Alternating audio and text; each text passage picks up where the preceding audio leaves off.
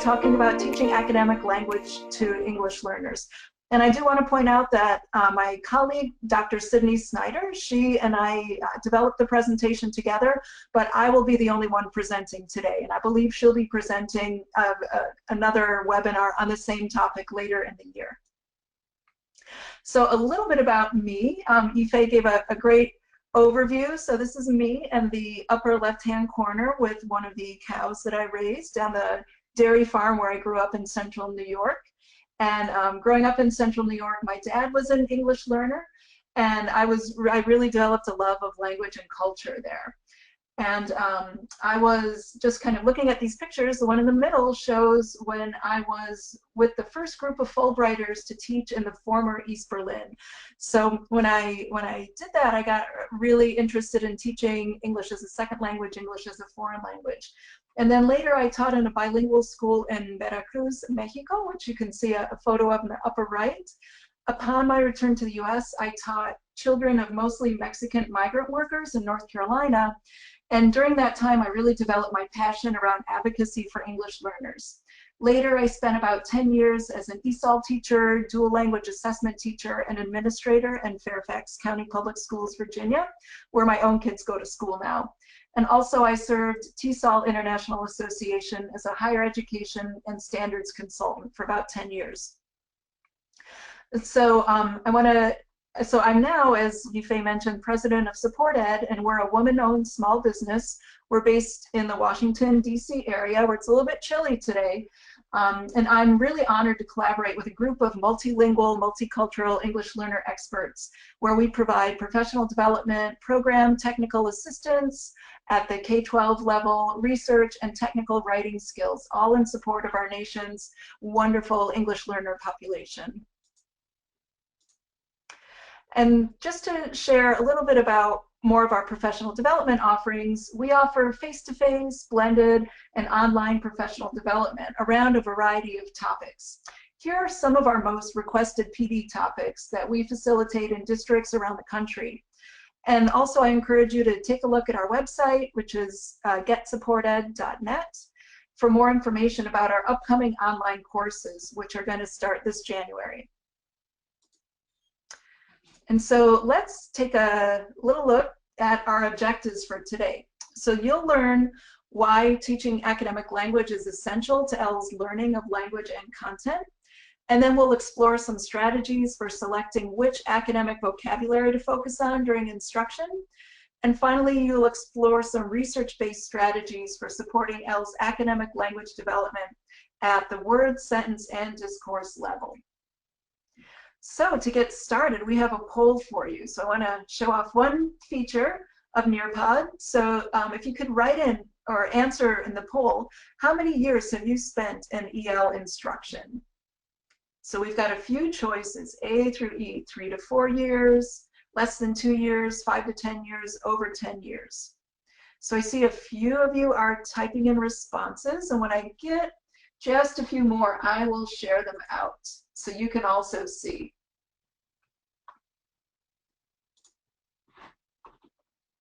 So they are coming in, and I will share them for you. So it looks like the majority have over 10 years in EL instruction. So I really look forward to hearing your perspectives today and all of the strategies you might like to share. And so we want to get started and give you a chance on the collaborate feature of Nearpod for you to type in at the bottom here. It says share your thoughts and or images. How do you define academic language? And then you can also answer what questions do you have about teaching academic language to ELLs. So I can model here at the bottom to type in a response. I define academic language as, here's a sentence stem for you, and then you can just click post. For those who are new to Nearpod, this is a common feature that many teachers use in their classrooms, so students can hear, you can write in your text. And if you notice, next to the post button, you can also upload an image as well by clicking the landscape icon.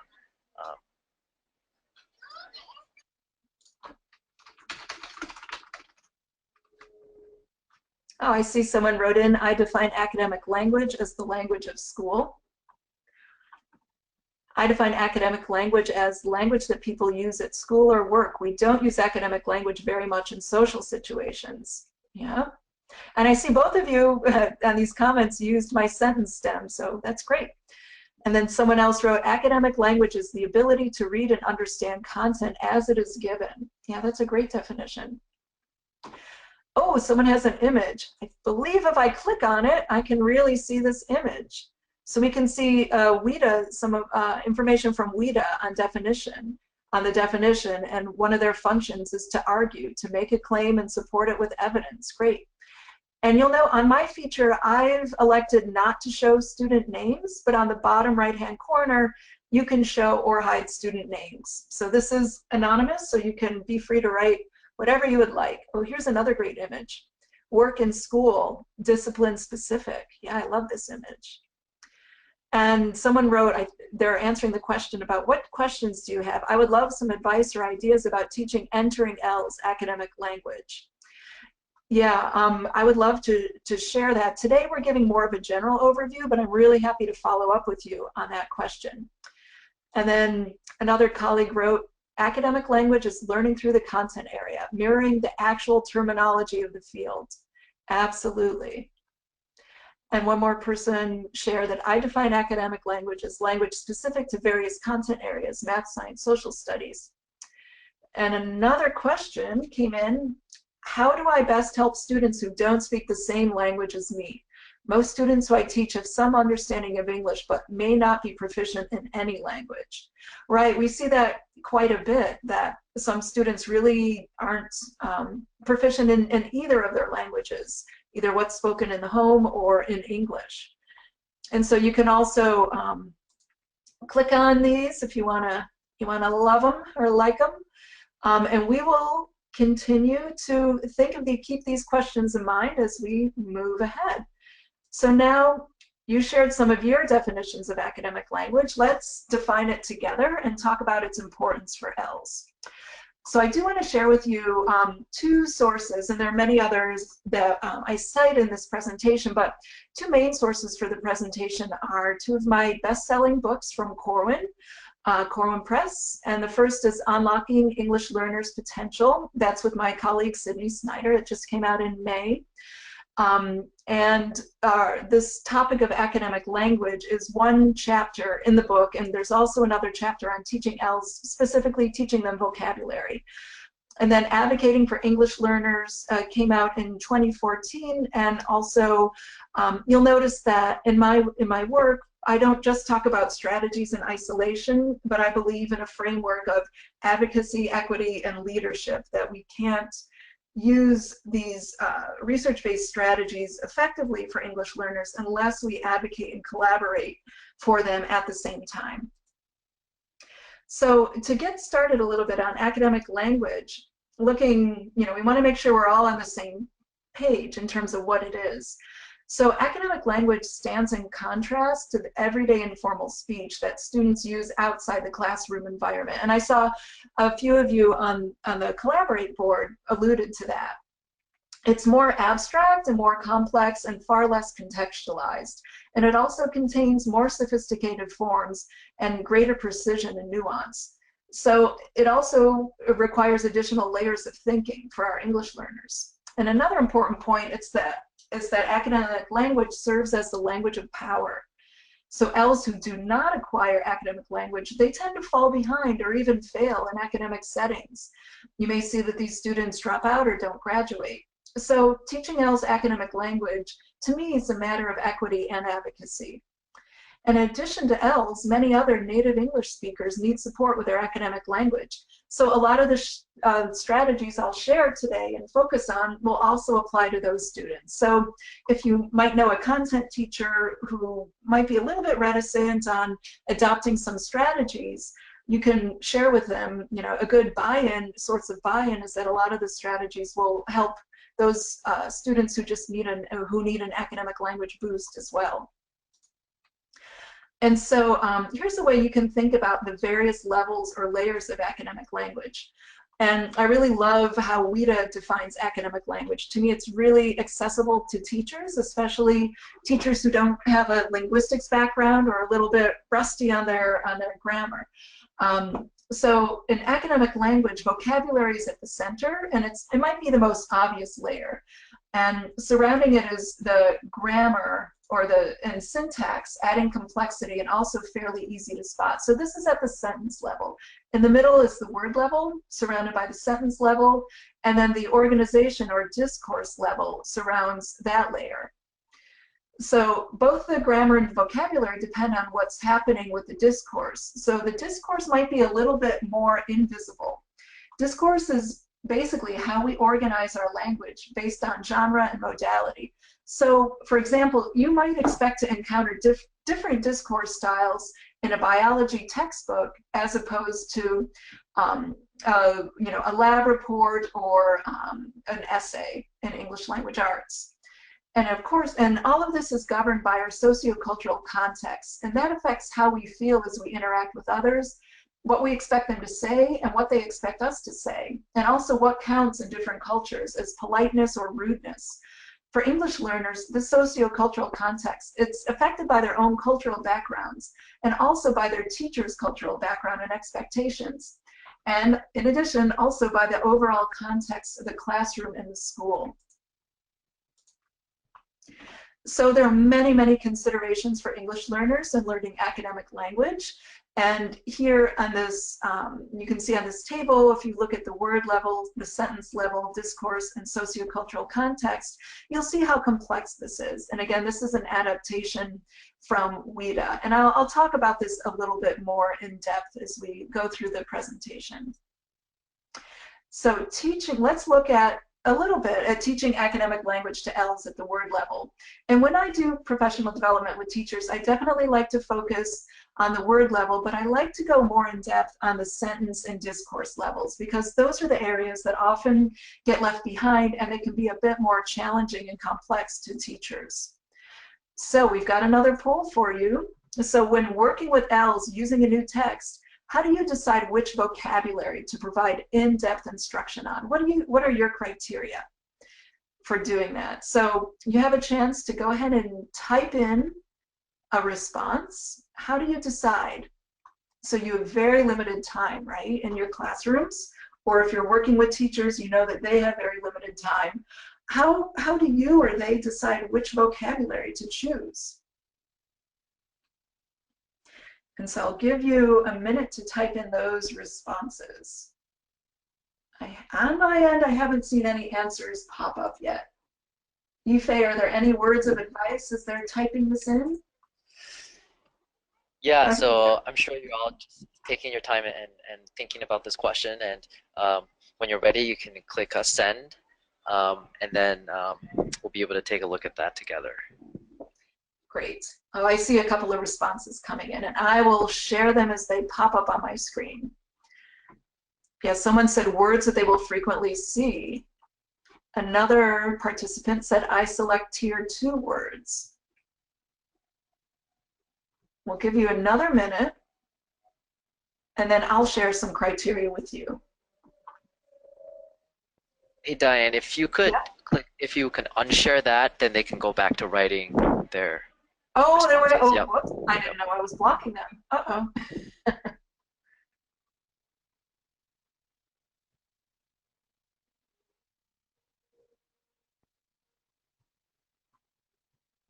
As a teacher of ELs, I have a very long wait time that I give my webinar participants, professional development participants. Great.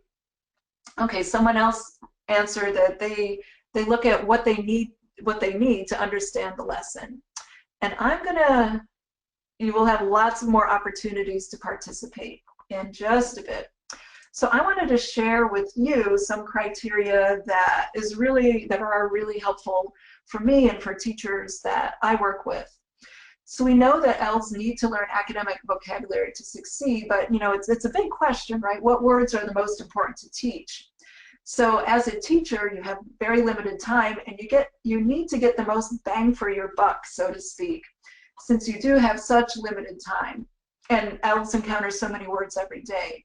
So at Support Ed, we tend to ground our work and vocabulary around these recommendations from the IES on these are based on high quality research selected by the Institute of Education Sciences. So this is part of the federal U.S. Department of Education. So the IES recommendations are that you select a small set of words. So we usually like to recommend about 5 to 8 to focus on in any given lesson. And so here are 5 rules of thumb for selecting these words. And I'll give you the chance to practice your L word selection next. So the first is choose words that are key to understanding the text that are probably not familiar to the students. As one of you mentioned in our previous interactive component here, choose words that are frequently used in the text. And also look at words that students will see across various disciplines. So a general academic vocabulary, or tier 2 words, like one of you mentioned, like synthesize or activate, words with multiple meanings, and words with affixes, so prefixes and suffixes. So here, you'll have a chance to, we've given you a sample text, and you can circle the keywords, frequent words, and general academic words, and based on these IES criteria. So the keywords, the words you think would be key, you would circle in red.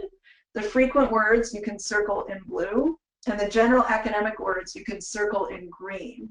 And if that's too complicated, just, don't worry about the colors and try to circle some keywords, frequent words, and general academic words. And this is another very common feature at Nearpod. Teachers can make slides into a drawing activity.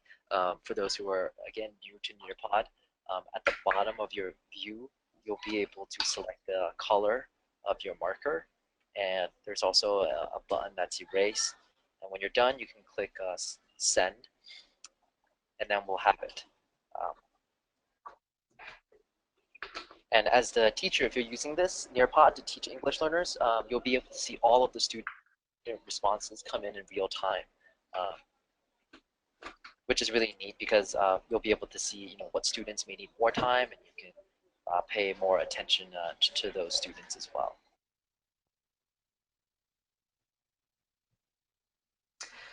So we'll give you a couple of more minutes. I haven't seen anything come up on my screen yet, so maybe just circle 1 or 2 words, just give it a try. It doesn't matter, give it your best thoughts. So I'll read the sample out loud. The scientists put caterpillars on leaves and used another machine to make the leaves vibrate. When the leaves shook the way a predator would shake them, caterpillars behaved as if a real predator were on the leaf. They spun threads and hung. When the leaves shook as if the wind were blowing or rain were falling, caterpillars did nothing. So this is from the text called Hanging by a Thread. Oh, I see someone has shared it. So Yifei, are they going to see on their view what's coming up? Because I see a lot of people now have submitted. Yeah, the kind of nice thing about with Nearpod is the teacher, in this case, the presenter will be able to see all the responses come in. And the students, you just see that you have submitted a response. You don't see your responses from peers unless the teacher shares it. So I know this question here takes a little bit of thought. So some of you are still thinking of your, which words to select. And while you're doing that, Diane here may pick a few to share out with everyone. Yeah, so I'm going to share one right here. Yep, here's one. You can click share, Diane, on the top. Next step. Okay, so I've shared one that makes great use of the colors, and they've chosen for frequent words. The word the is circled because of being a frequent word. Caterpillars, leaves, shook, behave, threads is keywords, and general academic words are vibrate and predator. I'm going to close that. I hope I did it right. And I'm going to choose a new one to share. And so we have a participant who circled vibrate as a general academic word. I believe the last person did that as well. And as frequent words, shook and predator. Excellent. Great. So I will show you now what we had determined, and this again is definitely up for discussion. If we were meeting for online, more in-depth online or face-to-face professional development, we could have some great professional dialogues around why you chose the words that you did. But here's what we had chosen for some keywords: is caterpillars and predator, general academic words, scientist and machine, and one frequent word is shook, definitely, that we have pulled out. So this was to raise your awareness a little bit on which words you might want to focus on. And now let's transition for a minute to what are your ideas for actually teaching academic vocabulary. So just jot in at the bottom or some images your thoughts on one or two ideas you might have for ways you can teach academic vocabulary to English learners. So I'll give you a couple of minutes to enter your thoughts below and click post. Your thoughts and or images like you did before.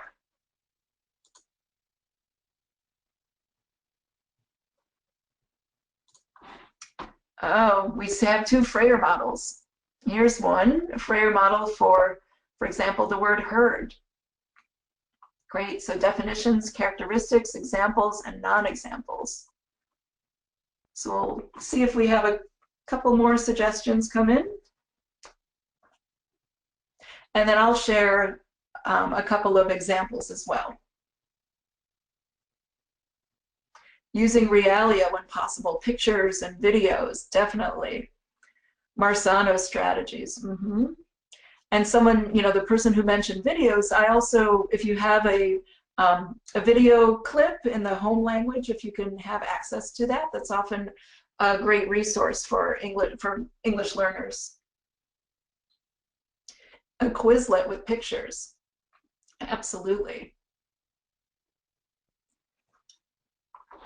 And in the interest of time, excuse me. Okay, we have some great images coming in.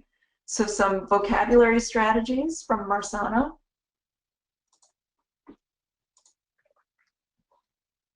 Yep, social studies vocabulary strategies. Great. So I'll share just 3 quick strategies for teaching vocabulary to English learners. And so one comes from some work we did with Diane August in scaffolding the New York State's Engage New York English Language Arts curriculum a couple of years back. So using context clues, so you can pull out or have the students pull out some unfamiliar words. You can give them the location where they would find it in a small chunk of text, and give them places where they can find some clues. So for example, for the word litter, we show them where it is, and some clues are picking up and junk. And that way they can work in a small group or a pair to try to figure out the meaning of the word using the context clues. Another strategy for teaching English learners vocabulary is to teach them the word parts. So if we have, so for example, the word act can teach them the verb, the noun, action, the adjective is active, and the adverb would be actively. And in this way, you're teaching them 4 words at once, framed all around the word act. And so talk about getting bang for your buck. That's one way to do it. Another example is teaching cognates to English learners. So we know that cognates sound and look familiar in both languages, and they have the same meaning. So an example is planet in English, planeta in Spanish. But we also want to teach them false cognates. So they sound and look familiar in both languages, but they mean different things. For example, English carpet does not mean the same as Spanish carpeta, so that's a false cognate. And there are some pretty fun ones too, if you know some other languages. And so now I'd like to give you the chance to look at some vocabulary with multiple meanings. That's also a strategy for teaching ELS vocabulary. So I'd like you to click on the image to the left, just as a guide. Choose an empty box or a box with a question mark, and then you can write your response. So if you click on the box, you'll see some vocabulary words, and I've modeled the first row for you: party, In everyday use, it can mean a social gathering. And in social studies, a party can mean a group of people with common political interests. And so we have a space for you to fill in the word lobby. What does lobby mean in everyday use, if you know the word lobby? How about house? What would house mean in social studies? And what would front mean in social studies? So this will give you a chance. This is what your students could do as well as type in their responses to collaborate, and they could see what each other is doing. You could have them, you could provide some scaffolding for them to work to do this in a small group. You can model it for them. You could use some home language instruction. So someone wrote in, a lobby is a place where you enter, right? So that's the meaning in everyday use. Yeah, and someone else said, a lobby in everyday use is a place where people gather in the front of a building. An even more detailed description. Right. So you definitely get the idea of this feature, I see. Okay, we will move to the next piece. So teaching academic language to ELs at the sentence and discourse levels. So this, again, is where I like to spend a lot more of my more intense professional development time working with teachers and administrators on the sentence and discourse levels. So some challenges that ELs have at the sentence level is that sentence structure can be complex, verb tenses might be unfamiliar to students. In academic language, we tend to see the passive voice being used. Pronoun use, it can be a little bit tricky for students. They might not be familiar with, for example, relative clauses and pronouns. Certain literary devices that are used in literature might be challenging for ELs. And around the discourse level, or more the organizational level, it can also often assume a certain level of background knowledge that ELs have. And in the Unlocking ELs Potential book, we have a chapter on teaching ELs background knowledge that you might want to take a look at in more depth. Also, there are definitely changing patterns of organization across different genres of text. Genres can be very challenging, and we can have a narrator who is unfaithful. So it can be just very tricky trying to follow along, even as a native English speaker. You know, think of some of the novels you have had to read, and following along at the discourse level can be extremely challenging. So I want to share with you a colleague of ours, Erin Haynes, when we were developing a blended professional development model in Syracuse schools in central New York. She helped us take all of this really complex thought, she's a linguist, and helped us distill it into a flow chart to help educators raise their awareness on academic language at the sentence level.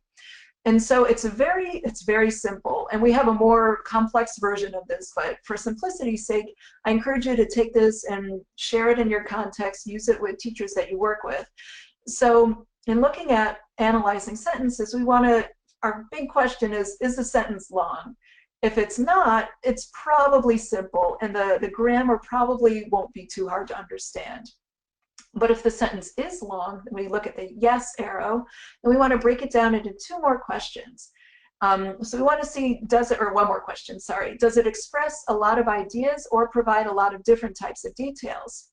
And then if you answer no, then the sentence is a little complex. The grammar might be somewhat difficult for ELs to understand, depending on their level of proficiency. And then if you answer yes to that question, then the sentence is probably complex. So the grammar might be difficult for ELs to understand. So I want to give you two examples. So let's look at this first sentence. The advertisement lured customers to the store. So do you think the sentence is long? No, it's not too long, so we would say no. So this sentence is simple, technically simple. The grammar won't be hard to understand if students understand the vocabulary. So this has some, a little bit more advanced vocabulary, advertisement lured, for example. So you'd want to focus on that. And let's look at another example. So example 2, the sentence analysis flowchart again. Our example is The ice sheets that buried much of Asia and Europe left a lasting mark on the land. So in answering our question, is that sentence long? Oh yes, that's a long sentence. And then we look further. Does it express a lot of ideas or provide a lot of different types of details? Definitely. This sentence has two different ideas about the ice sheets. It's complex and the grammar might be difficult for ELs to understand. So we would definitely want to spend some time analyzing the sentence and helping students work on it and to unlock its meaning. So I want to give you a strategy to support your ELs at the sentence level. And it's called Unpacking Juicy Sentences. So if you're familiar with Lily Wong Fillmore's work, she coined this term juicy sentences. And we adapted this then from some professional development, some resources from California Department of Education to call it Unpacking Juicy Sentences. So it's a way to break down different chunks of text to help our English learners. And so I'd like you to think about this sentence, and it's a long one. Since most owls feed upon a variety of animals, owl abundance is not limited by the rise and fall in numbers of any one prey species. So what you will do and what you'll have your students do is that the teacher would divide the sentence into chunks, and then students could work either in pairs, small groups, if they're more proficient on their own, to summarize each chunk of the sentence in their own words. So here's an example. This would be one way that you could chunk the text, this one complex sentence, and then in your own words, you would summarize what this looks like. And so you would definitely need to model how to do this with ELs first, and you could either use a text in their home language if you speak their home languages and if they're literate, or you could use a sentence at a lower level of complexity in English. And again, another scaffolding strategy for this would be to have students paired thoughtfully in small groups or in pairs to complete this. And then you could have them compare their work with each other. So I want to have you take a deeper look at a sentence that's challenging. So click on the sentence on the left. So what challenges might ELs have with the grammar in this sentence? And how might you support their understanding? What might you do?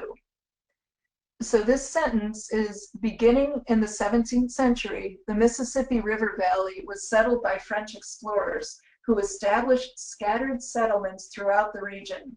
So again, we're focusing on the sentence level. So the grammar, the syntax, what challenges might ELs have, and how might you support them to be able to unlock the meaning of this sentence?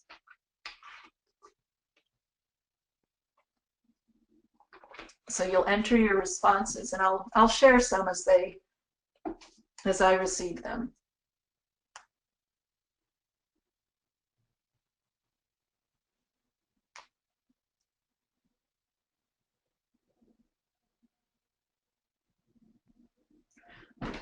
Okay, so someone wrote, it's complex, so I would chunk it and make notes about each part. Yeah, definitely, that's a great strategy.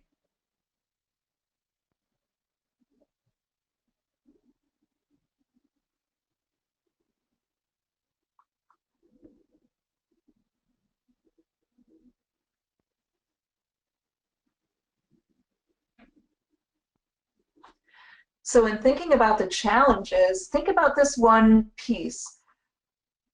It says the Mississippi River Valley was settled by French explorers. What is that called? Okay, so someone said time frame, the word established, and what is a settlement? Need to break it down into parts for all learners depending on age. So I'll share that for a second so you can see it.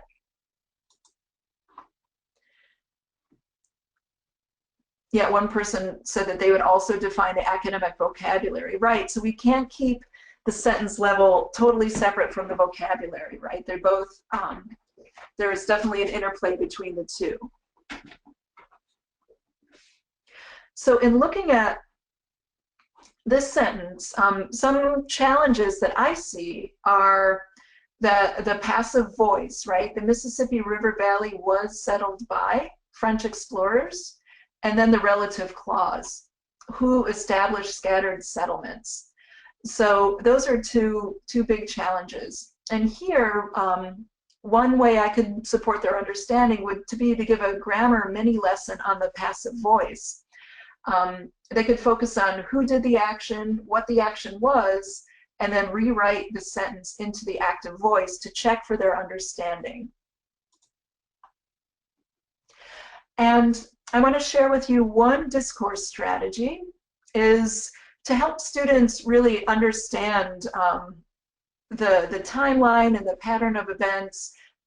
For example, in a chronological text, you can help them use sentence strips to determine what the order of the text is. You could give them the first and last sentence as a scaffold if they need it, depending on their level of proficiency. And in the Unlocking English Learners book that I shared with you up front, we have some graphic organizers and some tables for you to use to determine what kind of scaffolds are most appropriate for students of different proficiency levels. So you can look for that to that text for some more guidance. And you could also help students identify some clues to put sentences into the proper order. So we're going to give you a chance to do this on your own and just model this strategy for you, a strategy that you can use with your own students. So you'll look at the text here and decide on the correct order for the following 4 sentences.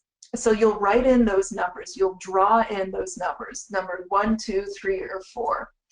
And then if you would like, you can further circle the clues in the sentences you used to determine the correct order.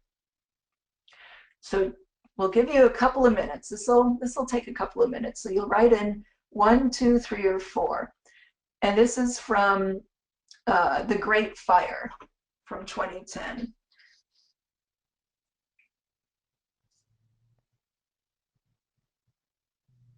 So I'll give you a couple of minutes to draw in number 1, 2, 3, and 4.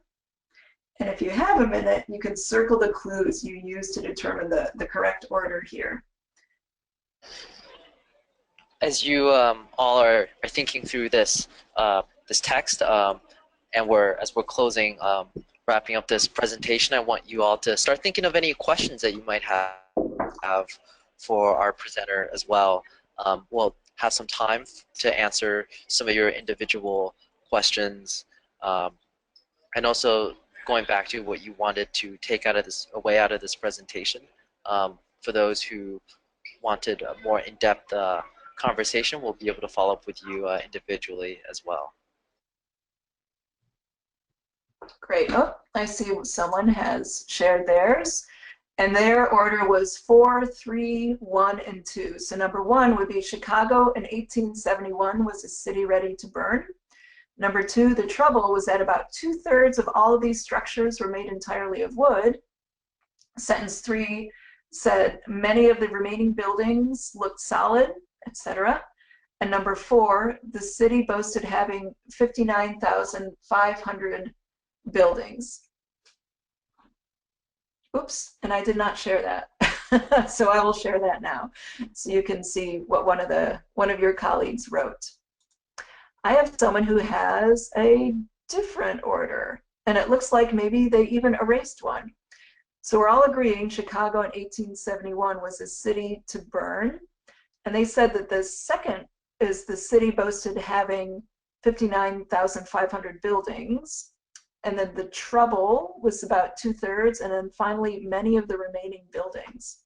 Okay, and this is an exercise then that it will be very interesting and something you could do with your own students to scaffold a discussion for them around what the clues were that led them to put this into the order. And then you could teach a mini lesson around using transition words and time markers to figure out what the order is in a text. Okay, and here's one more that I'll share.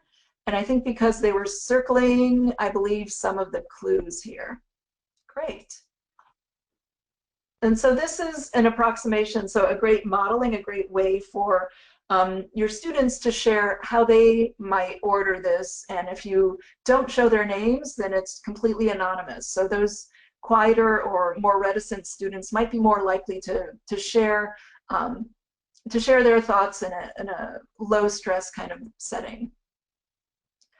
And so we had kind of limited time, and I decided which strategies to share with you. I could have shared many, many more, but I wanted to allow time for interaction and for you to take a look at how Nearpod works and interact with each other. So we'll give you some time to reflect on what you learned today and what you still might like to know about academic language. So go ahead and add your thoughts and some images here.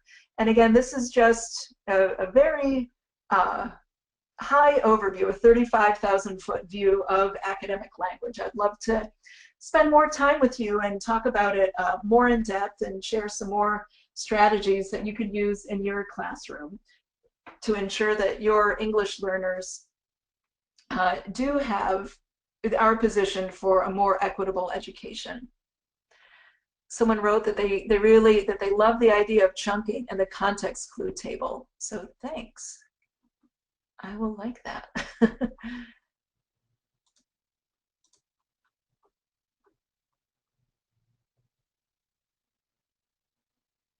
So we'll give you a couple more minutes to share a thought or an image.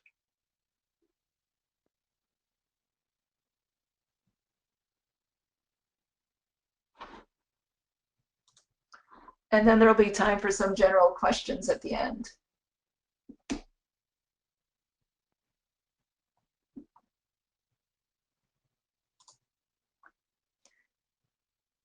Someone shared that they like the unpacking of juicy sentences. Yeah, that's very effective for English learners, and also any student when you're working with a complex text or very complexly constructed sentences. Someone wrote, I guess for me, it's the idea of being comfortable helping a student understand what's happening, even though I can't understand their language. Absolutely. As an ESOL teacher in Fairfax County Schools, in Virginia, it's the nation's 10th largest district, and we had over 140 different languages spoken in the district. So there was just no way that I could understand all of the languages. Spanish definitely helped. German occasionally helps, but for the vast majority of the other languages, I didn't speak them. So this, the idea of scaffolding their interactions, their conversations is really crucial. And in just having a higher awareness, it's really the first step in teaching academic language, just knowing kind of what to look out for, what can trip them up at the word, at the sentence, at the discourse level. So I invite you to take another look at some of the slides I went through a little bit more quickly during this presentation to really have more of a sense of what could be challenging for English learners.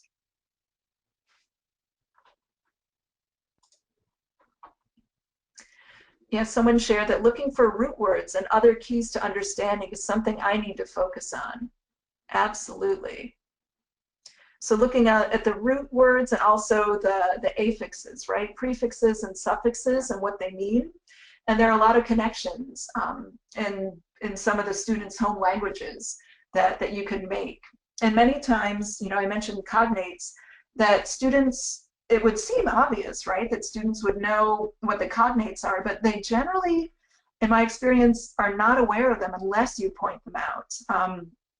And I can, speak from my experience as an ESOL teacher, but also from my own kids in Spanish immersion. So they have half of their days in Spanish, learning math and science through Spanish.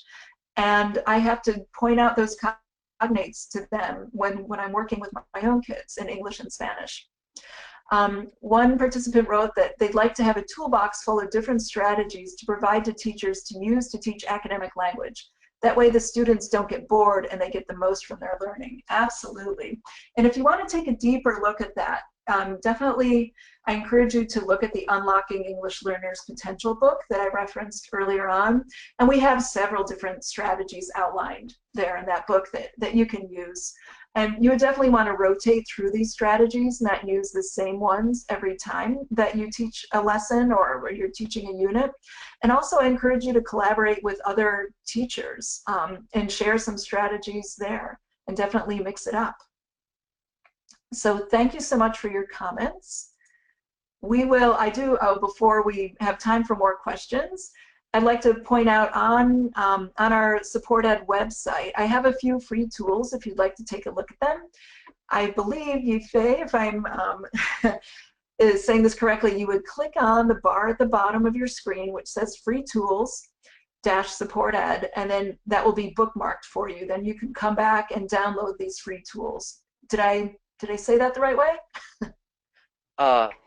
Yeah, and we'll share the link with you as well in a follow-up email. There's a lot of really wonderful resources. All of you can actually see the website now, and then we'll share it back with you in a follow-up email. Yeah, please share with your colleagues as well some of these tools, and Diane certainly is here also to answer some of your questions around what you see. You can, if you have this website open, you can save the link right now. You can save it on a different tab and definitely go back to it again.